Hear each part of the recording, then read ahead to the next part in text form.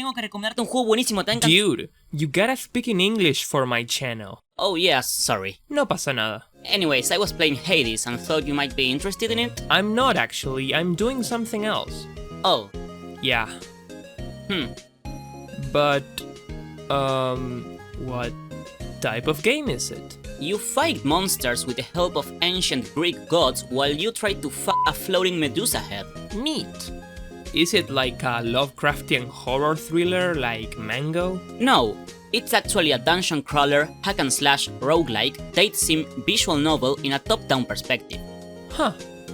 That's a tad convoluted. Seems pretty easy to me. No way, man! I mean, come on! That was insanity! Now I know even less about this game than before.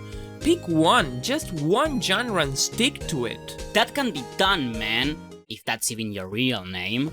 Video games are just too elaborate to fit into one category. Nah, what are you even talking about? Look at Zelda. The blonde pink-haired guy with a skirt? Actually, yes, I was talking about him. What about it? It's very clearly an action-adventure game. That's action and adventure. Now, what? Either way, no.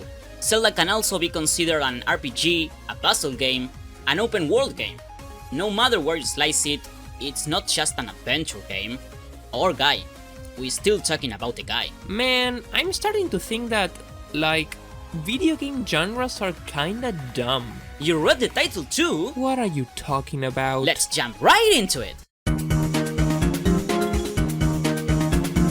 So we're gonna take the most popular genres of them all and see just how much they stand up on their own utility. Well, we could start with platformers and shooters. Don't forget racing and sports. Aren't those the same? Maybe, but we can agree to disagree. Yeah.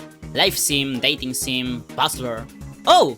There's also mystery, horror, sci-fi. But those aren't genres, that's aesthetics and themes and shit. What's the difference? It has to impact the gameplay. With that logic, then genres should be separated in 2D, 3D, top-down, first-person. Yes. Huh. Well, moving on. There's also RPG, Metroidvania... Metro what? Yeah, you know, it's like fusing Metroid and Sonic Mania. What? Games where you pick up items and get stronger until you beat the game. So, like Zelda? No, this is totally different. Also, can't you jump and shoot in Metroid? Isn't that a tiny little bit like Mega Contra?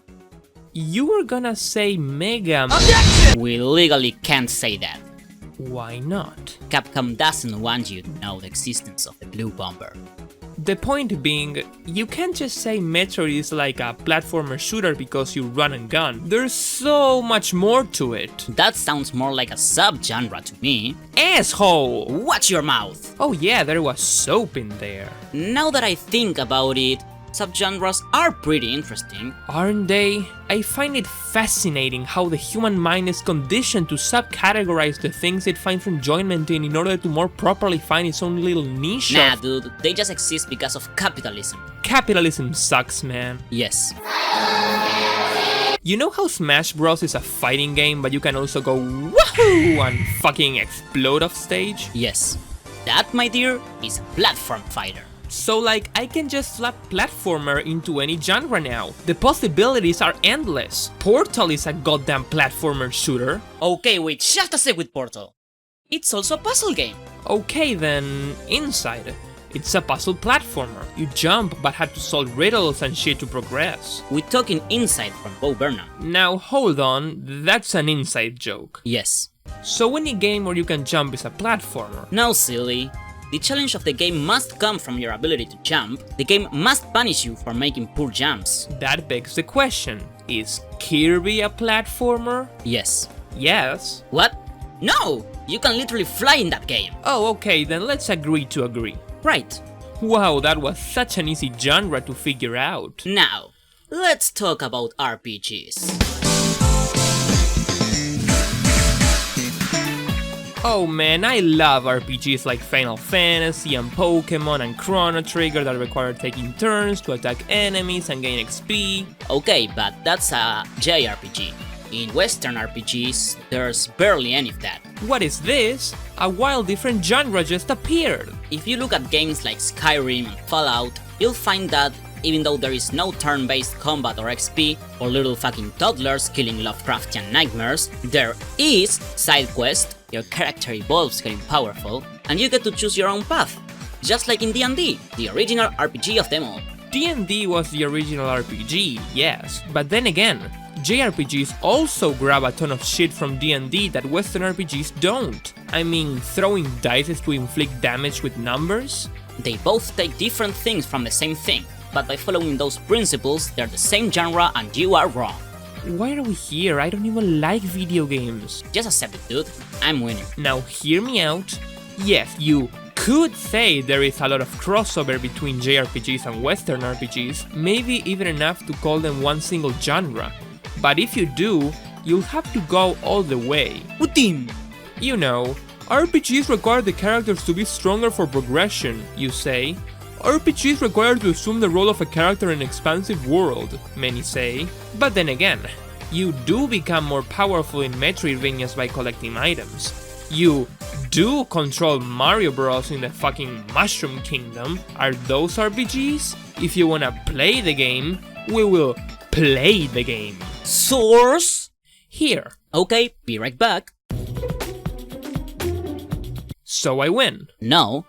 Even though it's true that some genres share some aspects between each other, they also have other mechanics that make them their own genre. For instance, how would you describe a Metroidvania? Well, to quote Nero, there is a world to explore, items to collect and progress through the game, and memorable designs for rooms and areas to help the player traverse. So it's just like Pokemon. You can explore a whole region, you need to collect certain moves and teach them to your Pokemons to progress in a varied landscape. Yeah, but Pokemon still has tons and tons of stuff that make it an RPG. Well, that's what I've been saying. So like, is a game from a certain genre based on the genres that it is not? Yes. I love it when you do that. I know. Well, that was exhausting. You know what other genre I like a lot? Rogue. Moving on. So then let's see what other things make games stand out from each other. I mean, we already started this train wreck, might as well keep it going, right? That's the spirit. And to answer your plea, we can talk about aesthetics. You mean like horror and comedy? Think bigger. Think cyberpunk, steampunk, Victorian, prehistorical, noir, vintage. So you think that those things separate games from one another that much? No, actually, I don't. Well, I do. I mean, come on, think of the emotions a horror game produces on you. That can have a lasting effect on how you play. I mean, you might be right when talking about horror, because that's an emotion, but think about the ambientation. GTA and RDR are both open-world sandboxes, but one is in the modern day and the other one has realistic horseballs. That's fair. I do think stuff like sci-fi can change how you play, but in plenty of occasions aesthetics can be interchangeable and the game will stay the same. But I'm trying to win an argument here, so why don't we talk about perspective?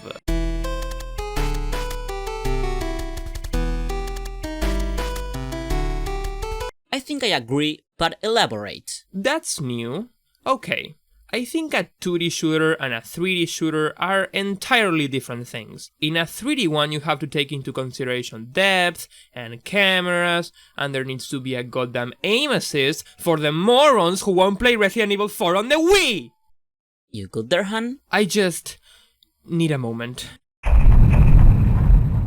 Hey! A new Souls-like racing date sim, text-based battle royale with gyro aiming just came out from the developers of Candy Crush and League of Legends. It's a collaboration! Okay, yeah, the point being, it's different. Then why don't you go further then? What about first-person games, top-down view, fucking text-based video games? Well, like, some games it changes, some it doesn't. In Zelda, the core game stays the same between A Link to the Past and Ocarina of Time. You still conquer dungeons and do side quests and shit. Whereas in Mario, between Mario World and 64, you're dealing with opposite beasts. Okay, 64 and World, yes. But what about World and 3D World? Those games are like, conceptually the same, but one has furries. And the C-axis. I guess it's a case-by-case basis. Wow, aren't we just so nuanced? I'm so fucking tired, let's get to the final talking point. What is it? It's the amount of players there is, but for the love of God, don't make a segue. Segway! A game changes if it's co-op, 2v2, battle royale, etc., right? Right. We agree that fucking Cookie Mama is not the same as Fortnite? Sure. Thank Lord, do we move on? Yeah. We have decided to create a 5-point hierarchy to decide what games are from what genre. Step 1 is the primary genre. Step 2 is the subgenre. Then it comes perspective, players, and ambientation. If you disagree, we will break your knees. Haha, classic. But wait, isn't that just how it's always been? You are not seeing the big picture here. Which is... I mean, get real.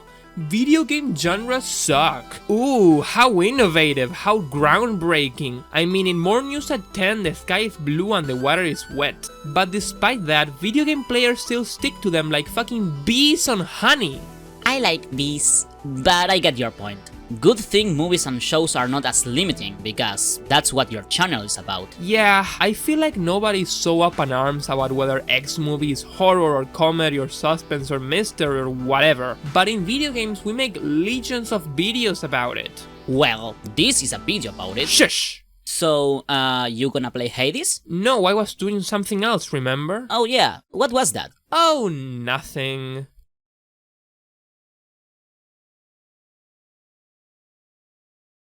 の種のよう